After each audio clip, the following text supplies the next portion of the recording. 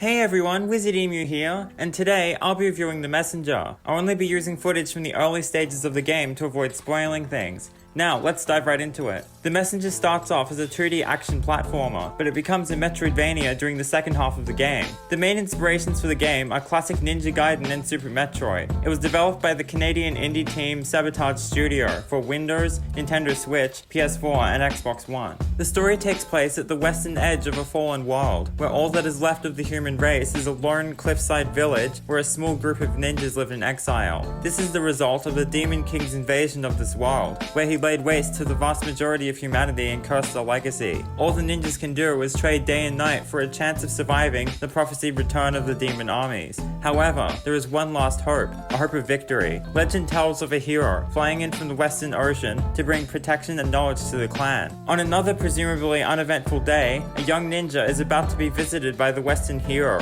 who sends him on a dangerous quest through this merciless world to carry a scroll that's imperative to the clan's survival, to the distant location of Glacier Peak. It's a long, perilous trek to get there, but the survivors are running out of time and options, so this is their last hope. The intro is short and seamless, and it's full of charm. I found it very captivating. I like how there's no fluff at the beginning, so you can enter the first level in no time. The movement feels really fluid and acrobatic, while also feeling grounded. This makes platforming a blast. There's also a mechanic called cloud stepping that allows you to jump again in midair whenever you hit an object, enemy, or projectile with any attack. This can be done with any type of enemy, and you'll frequently encounter a series of hanging lamps that you'll need to cloud step from to complete parkour sections as well. The devs made great use of this mechanic. It adds so much depth and thought to the experience, and the game wouldn't be the same without it. There's a peculiar place you can visit by entering these portals that are found alongside many of the checkpoints. As this mysterious robed figure tells you, this place is known as the shop. It's also her shop. I love this character. She has very witty banter with Ninja, and there's some really clever, unexpected fourth wall breaks that are justified by the fact that she's some mysterious entity of unknown origin. The jokes in the overall writing of the character dialogue are very well timed, so there are tons of laughs to be had. The best part is they don't just fire off all their best jokes at once, and they aren't ever plain or predictable either.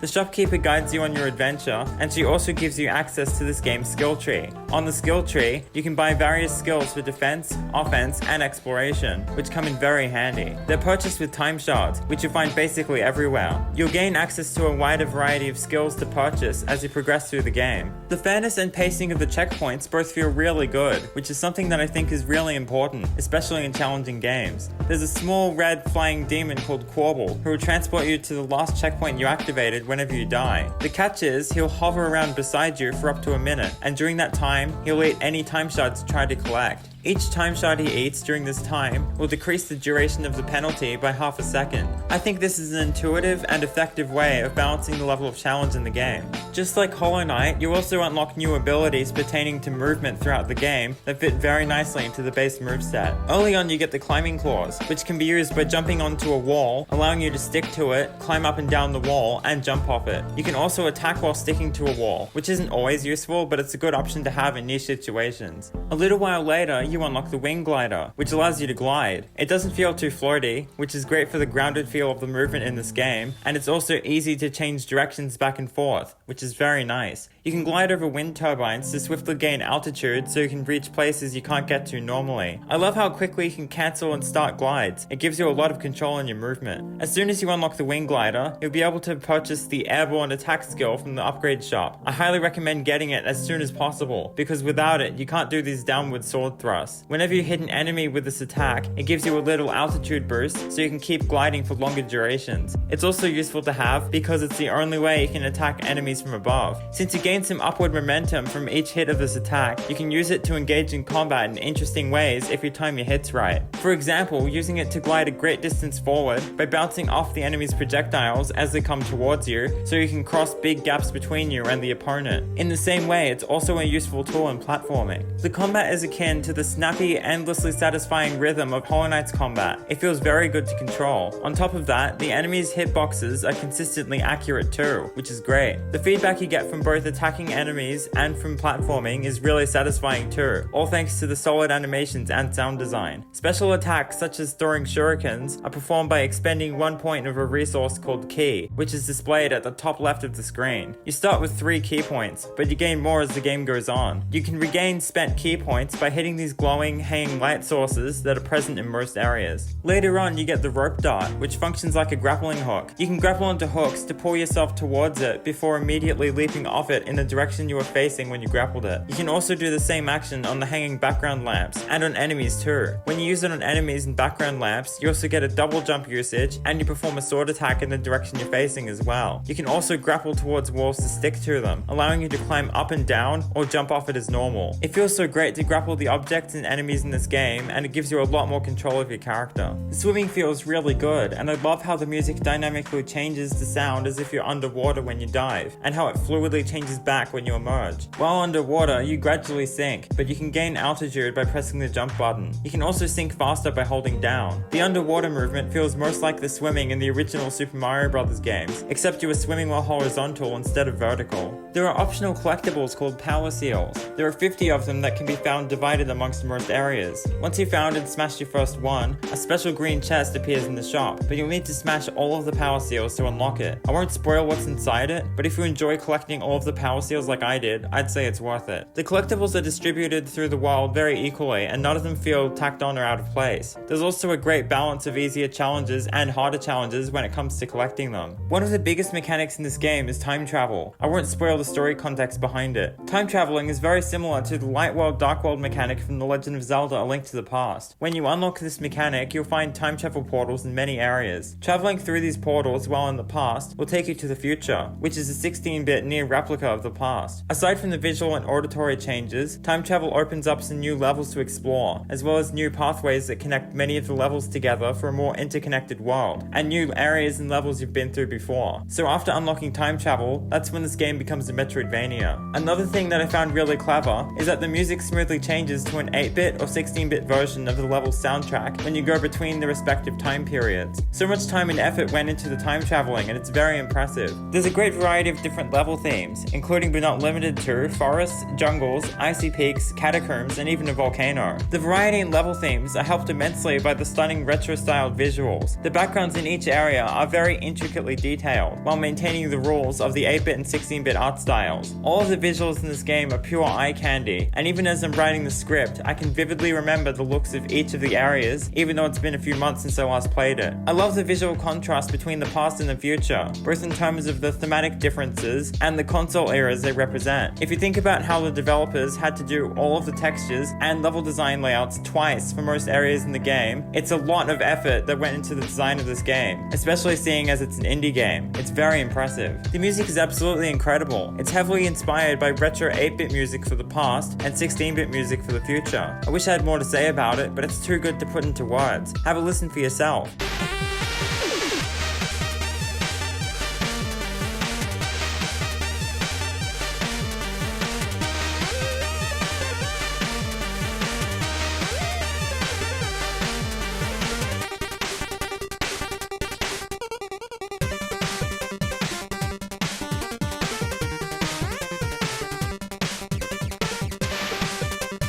After you unlock the Metroidvania portion of the game, you unlock the jukebox, which allows you to play any of the game's music tracks from the in-game pause menu, no matter where you are in the game, which is really cool. The boss fights are very well balanced. They require you to read the boss's attack patterns so you can learn how to effectively avoid their attacks while dealing as much damage as possible. It feels similar to the boss fights in Hollow Knight, which is great because they were really satisfying in that game. The boss music is awesome. I love how it gets more and more frantic as the boss's HP goes down. When bosses are defeated, there's this exploding animation that's inspired by many different NES and SNES games. There's a Tiki-themed DLC side adventure called Picnic Panic, which you can access in the shop after beating the main story. Vodkin Island is where the DLC takes place. It's separate from Messenger Island, the continent where the main story took place. In Vodkin Island, there are 3 new areas: the Open Sea, Vodkin Shore, and Fire Mountain. There are also new collectibles to find. There are 4 feathers to collect in the Open Sea, and there are 10 masks to find throughout Vodkin Island. The shopkeeper has details to give about the new areas you can find in this mini adventure, as well as more stories to share. As with the rest of the game, the environments are vibrant and thematic, and the music and sound design is on point. When you interact with the crystal ball while in the DLC adventure, you can leave Vodkin Island and return to Messenger Island. All acquired collectibles from the DLC adventure will be saved when you leave, but when you interact with the crystal ball in Messenger Island to go back to the DLC, you have to choose from one of the levels that you've already been to, and you'll only be able to start from the beginning of the level you choose, instead of getting to choose from from the checkpoints inside of each of the levels as a starting point. This can be frustrating if you want to return to a certain level to get a missed collectible that's closer to the end of it, because it means you have to trek through a bunch of areas you've already been through to get to the end. But I'm glad you can replay levels to go back and pick up collectibles you've missed regardless of that issue.